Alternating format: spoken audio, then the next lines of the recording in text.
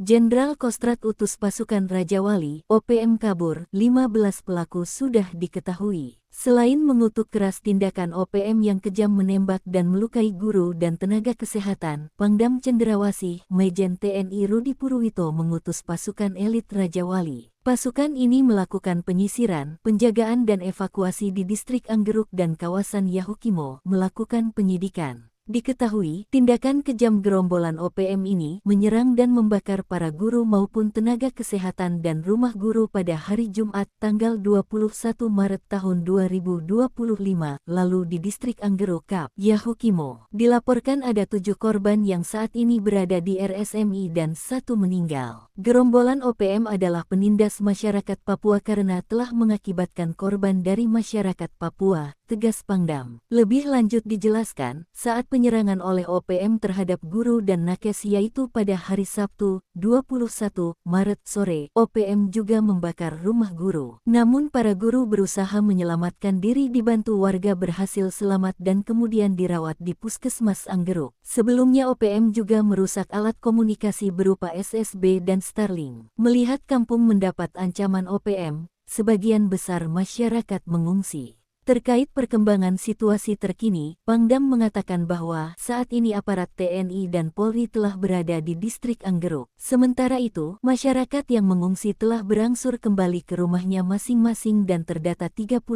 orang telah kembali ke kampung. Pangdam juga membantah jika para korban bukan intelijen militer dan bahkan masyarakat sudah mengetahui bahwa semuanya adalah guru dan nakes. Menurut Pangdam, sejauh ini 15 orang OPM itu sudah diketahui identitasnya, di mana saat pasukan Raja Wali datang ke lokasi, para pelaku kabur ketakutan.